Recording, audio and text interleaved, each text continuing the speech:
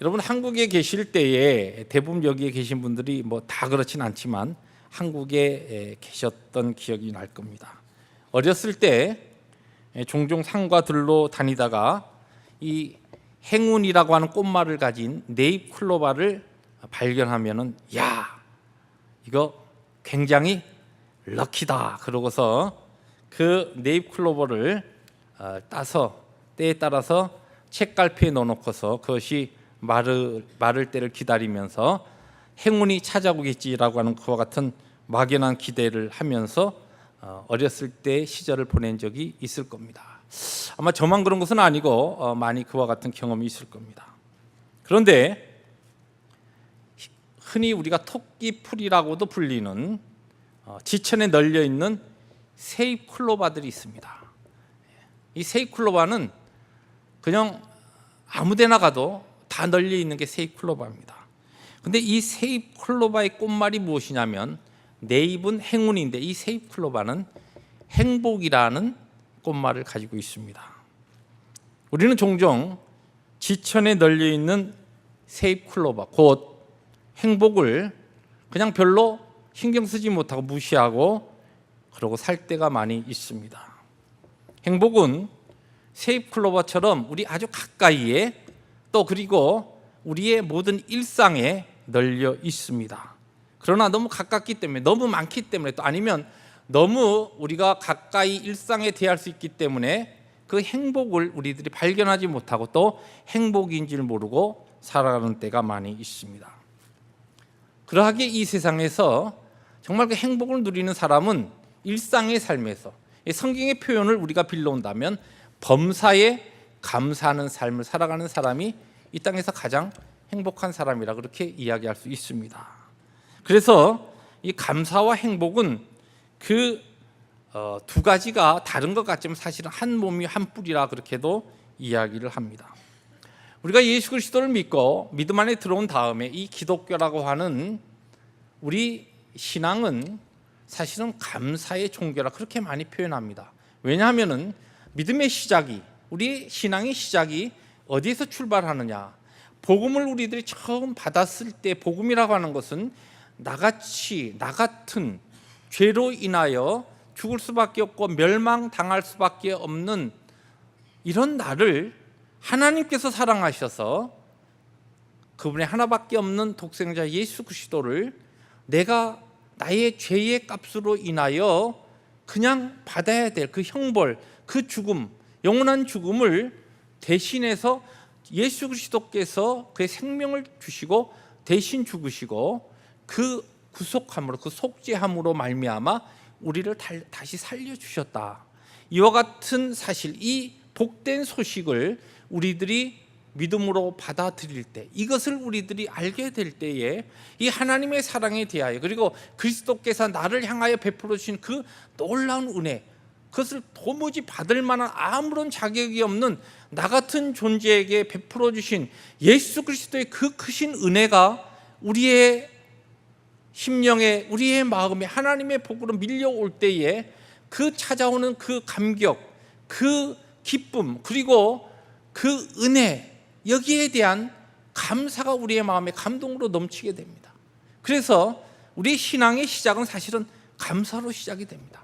하나님의 사랑에 대하여, 주의 은혜에 대하여 감사의 마음이 그냥 어떻게 컨트롤할 수 없는, 어떻게 주체할 수 없는 그 감사와 감격이 우리의 마음에 차면서 때에 따라서 그것이 놀라운 하나님의 베풀으신 은혜에 대한 눈물로, 그 감격으로, 그래서 우리의 신앙이 첫걸음을 내딛는 겁니다. 그러하기에 감사는 믿음 생활의 척도라 그렇게 이야기할 수 있습니다. 어떤 한 사람의 믿음의 수준을 무엇으로 평가할 수 있느냐, 그 사람이 어떻게 그 사람의 삶 가운데 감사하고 있느냐라고 하는 감사의 수준으로 믿음의 수준을 우리들이 평가해 볼 수가 있습니다. 여러분들이 오늘 이 예배 참석하시기 위해서 예배당에 나오는 과정 속에서 아침에 일어나서 주일을 준비하고 이 자리에 나오는 그 과정 속에서 또 이 자리에 나와 앉아 있는 동안에 혹시 여러분의 심령 가운데 감사가 사라지고 여러분의 마음에 뭔가 말할 수 없는 어떤 불편함, 어떤 원망, 짜증, 무엇인가 불쾌함이 하나님 앞에 예배하기 위하여 나왔는데 감사하는 그 감격보다는 내 마음에 무엇인가 제대로 내 삶에 무엇인가 클리어하게 되어지지 아니하는 이와 같은 일로 인하여 여러분의 마음과 여러분의 심정이 어두워져 있고 또한 불평과 원망과 불만이 여러분의 마음에 쌓여 있다고 한다면 여러분들의 신앙의 삶에 영적 빨간불이 켜져 있다는 것을 기억할 수 있어야 합니다. 여러분의 오늘의 상태를 여러분들이 살펴봐야 한다는 것입니다. 오늘 우리는 이와 같은 배경을 가지고 감사와 행복의 상관관계라고 하는 말씀 제목으로 하나님께서 우리에게 주시는 귀한 영적 원리를 한번 찾아보려고 합니다. 오늘 우리가 읽은 본문 예레미야서는 바벨론 포로로 끌려간 이스라엘 백성을 향하여 하나님께서 예레미야 선지자를 통하여 선포하시는 회복의 메시지입니다. 너희들이 너희 죄로 인하여 바벨론에 이렇게 끌려가서 이렇게 포로 생활을 하고 있지만 내가 너희들을 이와 같은 영원한 포로와 이 죄의 구속과 죄의 그 고통으로 인하여 결과로 온 그와 같은 이 포로 생활에 그대로 내버려 두지 아니하고 때가 되면은 나의 때에 너희들을 회복시키겠다. 회복을 약속하시고 회복을 선포하시면서 동시에 하나님께서는 오늘 본문에 보면 그들의 입술에서 감사의 소리가 나오게 하시고 그들의 삶 가운데 즐거움과 이 즐거움은 다른 표현으로 행복의 그와 같은 그 즐거움의 소리가 그와 같은 삶의 표현이 그들의 삶 가운데 두드러지게 나타날 것을 하나님께서 약속하고 있습니다. 특별히 오늘 본문 말씀 가운데 19절을 중심으로 그럼 우리의 신앙의 삶에 있어서 이 감사와 하나님께서 약속하신 또 우리가 추구하는 그 복된 삶의 이 행복의 관계를 생각해 보려고 합니다. 첫째, 오늘 성경은 오늘 말씀의 19절의 이 기록을 통하여 감사하면 행복해진다라고 하는 이와 같은 원리를 우리에게 선포하고 있습니다. 여기 보면 그들에게서 감사하는 소리가 나오고 즐거워하는 자들의 소리가 나오리라. 이 말씀은 단순하게 순서적으로 이것을 표현한 것이 아니라 감사가 그 다음에 즐거움에 앞서온다. 즐거움과 행복은 감사 뒤에 온다라고 하는 이와 같은 영적인 원리를 우리에게 가르쳐주고 있습니다. 우리가 일반적으로 어떤 관계를 이야기할 때 인과관계를 많이 생각하게 됩니다.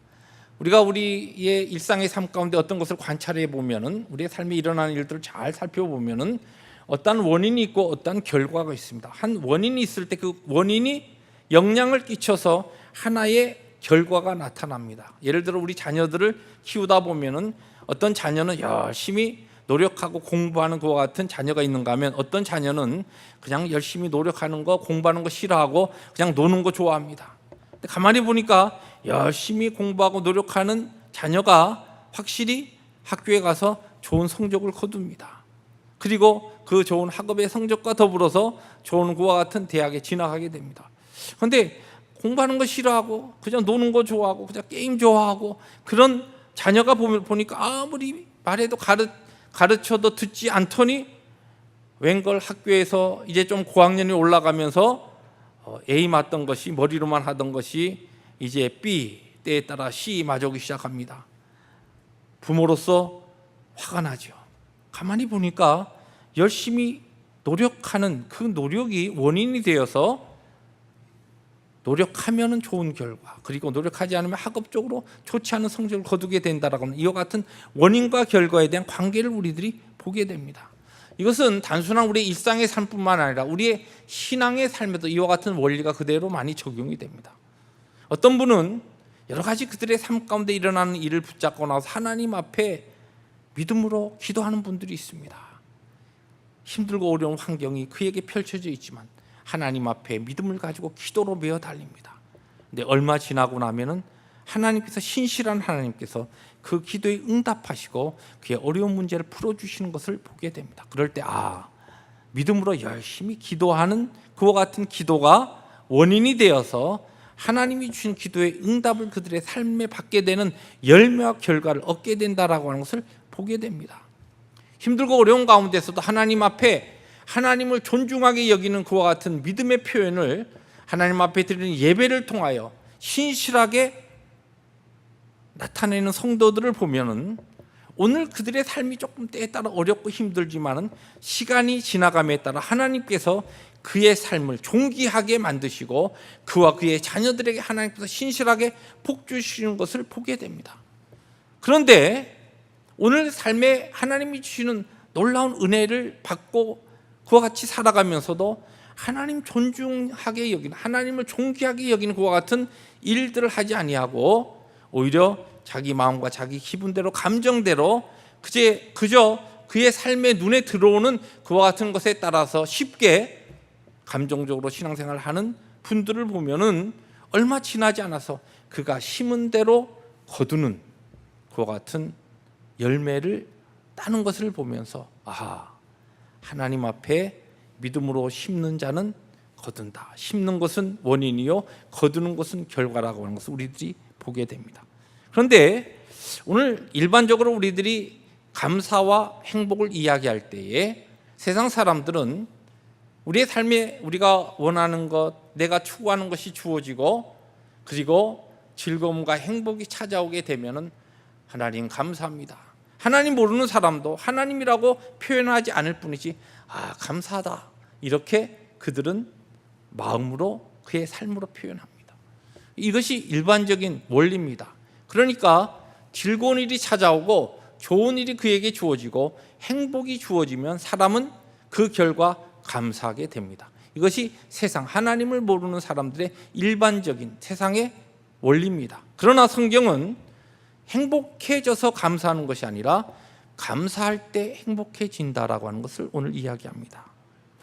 왜 이것이 가능한가? 어떻게 이것이 가능한가? 믿음이 있기 때문에. 믿음이라고 하는 것이 바로 이와 같은 세상적인 원리를 영적인 원리로 뒤집는 것을 가능케 한다는 것입니다. 실제적으로 성경의 많은 기록들을 보면은 하나님께서 하나님의 백성들에게 오늘 주어진 일들의 모든 것은 오늘 나에게 지금 주어진 일은 과거에 내가 열심히 심고 한 것에 대한 열매로 이야기합니다. 하나님 앞에 믿음으로 심었으면 믿음으로 거둡니다. 또한 불신앙으로 심었으면 불신앙의 그와 같은 어려운 열매가 오늘 우리에게 나타납니다. 그런데 내일은 그러면 나의 내일은 무엇이 결정하느냐? 오늘 나의 삶이 결정합니다. 그런데 하나님의 은혜 가운데서 과거에 내가 믿음으로 열심히 심고 열심히 노력하여서 좋은 어떠한 것을 얻게 되었습니다. 오늘. 그러면 물론 그와 같은 환경 가운데 우리들이 감사하고 하나님 앞에 기뻐하는 삶을 살아갑니다. 그런데 우리의 삶이 항상 우리가 원하는 것처럼 모든 것이 다 좋은 것이 아닙니다. 때에 따라 하나님께서는 우리를 연단시키시고 우리의 인격을 더 성숙하게 만들어 가시는 과정 속에서 우리들을 훈련하시기 위해서 우리가 원치 않는 환경과 감사하기 어려운 것과 같은 어려운 문제들을 우리에게 허락하십니다. 그런데 중요한 것은 이와 같은 오늘의 나의 삶의 환경과 형편 가운데서도 믿음을 가진 사람은 하나님의 선하심을 바라보면서 감사하게 됩니다. 감사를 심습니다. 불평과 원망하지 아니하고 왜 이런 것이 나에게 주어졌느냐? 왜 나는 이렇게 살지 않았는데 왜 나에게는 이러한 어려운 일이 일어나야 되지? 하나님이 살아계시고 하나님이 의로우시고 하나님이 선하신 분이라고 한다면, 하나님이 나를 구속하셔서 내 삶을 책임지시는 분이라고 한다면 왜 이런 일이 나에게 일어나야 돼? 라고 불평하고 원망하는 것이 아니라 하나님의 뜻이 있겠지, 하나님의 분명하신 선하신 뜻이 있겠지, 그러하기에 나에게 이와 같은 일이 주어졌지, 하나님의 선하심을 믿습니다, 감사합니다라고 감사로 오늘의 삶에 심을 때에 하나님께서 그 감사에 심는 그 결과를 내일의 내 삶 가운데 행복으로 허락하신다는 것입니다. 이것이 바로 영적인 원리입니다. 이 영적인 원리를 영국의 종교가의 유명한 기도의 사람이었던 윌리엄 로우라고 하는 분은 이렇게 표현했습니다. 만일 어떤 사람이 인생의 행복과 만족을 찾는 가장 빠르고 확실한 방법이 무엇이냐고 묻는다면 그 사람에게 어떤 사건이 일어나든지 그 사건에 대해 무조건 하나님께 감사하고 찬양해야 한다고 대답하겠습니다. 왜냐하면 얼른 보기에는 불행한 죄와 같이 보이는 일이라도 그것을 위해 하나님께 감사하며 찬양하는 가운데서 그것이 도리어 축복의 결과가 되기 때문입니다. 이 세상에서 성인이라 하는 사람은 기도를 특별히 많이 하는 사람도 아니고 금식을 자주 하는 사람도 아니고 구제를 많이 하는 사람도 아니고 자기 절제를 많이 하는 사람도 아니요 또한 의로운 생활을 하는 사람도 아닙니다. 이 세상에서 하나님 앞에 거룩한 자, 성인이라고 하는 사람은 항상 감사할 줄 알고 무엇이나 하나님의 원하시는 일을 자기도 하려고 하는 사람입니다.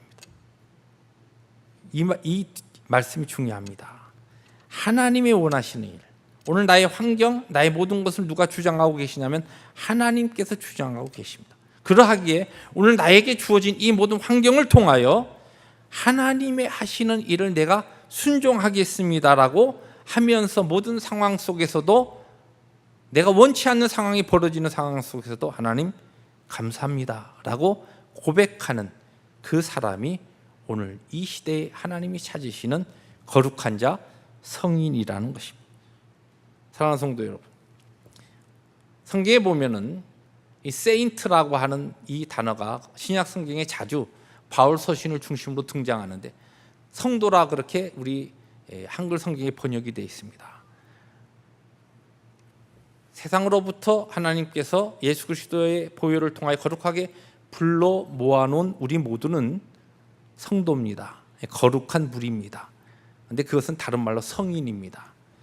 우리가 성도라고 하는 것은 우리의 삶이 특별히 그 누구가 달라서 특별히 어떠한 영적 체험이 있어서 다른 사람이 하지 못하는 어떠한 중요한 절제적인 영적인 깊은 체험을 해서 아닙니다.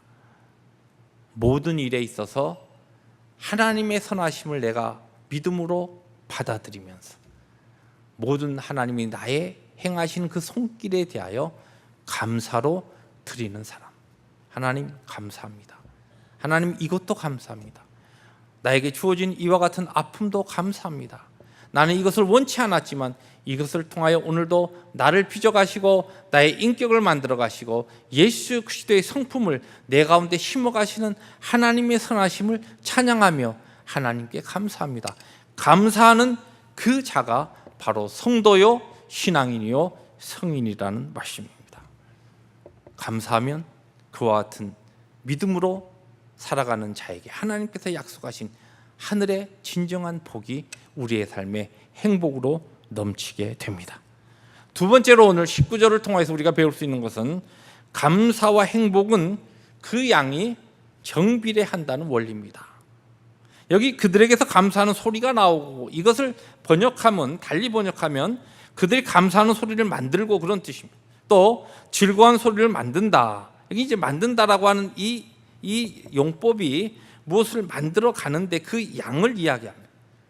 감사하는 소리가 점점 더 많이 나오면 즐거워하는 소리도 점점 더 많아진다. 무슨 얘기입니까? 하나님 앞에 내가 감사를 더 많이 하면 내 행복의 지수도 행복도 더 많아진다는 거예요. 내 삶도 그렇게 더 많이 행복해진다는 거예요. 조금 감사하면 조금 행복해진다는 것입니다. 존 밀러는 사람이 얼마나 행복한가는 그의 감사의 깊이에 달려있다 그랬습니다. 우리에게 잘 알려져 있는 한국 사람들에게 잘 알려져 있는 인도의 시성 타구르는 아주 중요한 얘기를 했습니다. 감사의 분량이 곧 행복의 분량이다. 한 사람이 살아가면서 그의 마음과 그의 입술을 통하여 감사하는 그 감사가 얼마나 맞느냐에 따라 그 사람은 행복한 사람이다. 감사하지 못하고 모든 매사에 원망하고 불평하고 무엇인가 짜증스럽고 그래서 무엇인가 이야기를 해도 똑같은 이야기를 해도 무엇인가 부정적이고 툴툴거리고 하는 그 사람에게서는 행복을 찾을 수가 없습니다. 그 사람이 얼마나 좋은 환경 가운데 사느냐 전혀 관계가 없습니다. 그래서 빌헬름 웰러라고 하는 유명한 신앙인은 가장 행복한 사람은 가장 많이 소유한 사람들이 아니라 가장 많이 감사하는 사람들입니다. 여러분 오늘 이 시대에 우리가 가장 우리의 신앙에 도전되는 것은 무엇이냐면 교회 안에 세속적인 세상적인 가치가 너무 많이 들어와서 교회가 세속화된다는 것입니다. 여러분, 교회가 세속화된다고 하니까 자꾸만 이상한 쪽으로 교회가 자기는 쑥 빠지고 항상 그렇게 생각합니다. 이 교회에서 믿음 생활하고 있는 나의 가치관이 세상 사람들의 가치관과 별반 다르지 않으냐 할 때에 그와 같은 신앙인이 모인 교회와 그와 같은 공동체는 어쩔 수 없이 세속화될 수밖에 없는 것입니다. 세상의 가치관은 무엇입니까? 이 세상에 무엇으로도 바꿀 수 없는 가치관이 무엇인지 아십니까? 최근에 통계 자료를 보니까 세상 사람들에게, 일반 사람들에게 질문한 겁니다. 설문의 조사 내용을 보니까 행복하기 위해서 꼭 필요한 것 중에 가장 중요한 것이 뭐라고 생각하십니까? 46%가 돈이다 그랬습니다. 돈. 그 다음에 32%인가 그 다음에 두 번째 많은 사람이 뭐라고 이야기했냐면 성공이다 그랬습니다. 돈, 성공, 그것이 행복에 있어서 필수적인 것이다. 그런데 신앙생활하고 교회를 출입하는 오늘 이 시대에 거룩한 하나님께서 구분하여 거룩하게 부름을 받은 하나님의 백성들 가운데서 이 생각은 하나도 변함이 없는 세상 사람들과 똑같은 가치관을 가지고 살아가는 사람들이 있습니다. 여러분 여러분 남은 노후에 행복하기 위해서 무엇이 제일 중요합니까? 목사님 그래도 뭐니 해도 안정된, 그래서 그래도 뭔가 내일을 위해서 집 하나 갖춰놓고, 그리고 통장에 어느 정도 있고, 또 내가 은퇴한 다음에 비교적으로 그래도 다른 사람들이 할 수 있을 만한, 그래도 돈이 가장 중요하죠. 그런 생각을 가지고 있습니까? 나도 모르게 나의 생각이 세속화되어 있기 때문에 그렇습니다. 행복은, 우리 신앙인의 참된 복은 소유에 많고 적음에 있는 것이 아닙니다. 하나님 앞에 오늘 나를 인도하시고 내 삶을 인도해 가신 하나님 앞에서 얼마만큼 내가 하나님의 그 손길에 대하여 감사하고 있느냐. 아무리 많은 것을 가져도 그의 마음에 감사가 없는 사람은 절대로 행복한 사람이 아닙니다. 아무리 적은 것을 가지고 있어도 그 삶에 있어서 행복을 찾은 사람은 행복한 사람입니다. 그러므로 행복은 소유에 정비례하는 것이 아니라 감사에 정비례한다는 것입니다. 마지막으로 오늘 19절에서 우리가 찾을 수 있는 중요한 영적 원리는 감사를 소리로 내면 행복도 함께 소리 난다는 것입니다. 여기에 오늘 말씀에 그냥 감사한다 또 즐거워한다 그러지 아니하고 감사는 소리가 난다, 그렇게 이 말씀을 구태여 표현한 이유가 있습니다. 우리가 어떤 분은 마음으로 감사하면 되죠. 하나님께서 우리를 하나님의 형상으로 창조하신 다음에 우리 인생에게 주신 중요한 아주 파워풀한 것이 있습니다. 정말 아주 놀라운 능력이 되는 것인데 그것이 무엇이냐면 우리의 언어입니다. 말입니다. 하나님께서 말씀으로 세상을 창조하신 그 능력의 하나님께서 동일한 하나님의 능력을 우리에게 주셨다는 것은 아닙니다. 그러나 하나님의 형상을 따라 우리를 만드신 다음에 우리에게도 말의 파워를 주셨습니다. 감사를 마음으로 감사하지, 이 마음으로 품고 있는 것으로 끝나지 아니하고 구체적으로 우리의 언어로 말로 표현하고 소리를 내고, 시편에 보면 감사의 소리로 하나님을 찬양하고 감사를 구체적으로 내 삶을 통하여 나타나게 될 때에, 그럴 때에 즐거움이, 기쁨이, 우리의 삶의 행복이 실제 소리나게 됩니다. 이것이 우리의 삶에 나와 내 주위의 사람들이 분명히 알 수 있는 증거로 나타나게 된다는 것입니다. 제2차 세계대전 후에 일본의 해군 장교였던 가와가미 기이치라고 하는 한 사람이 있었습니다. 연합군에 의해서 완전히 패망당하고 원자폭탄 2개가 일본에 떨어지면서 무조건 항복을 하면서 백기를 들고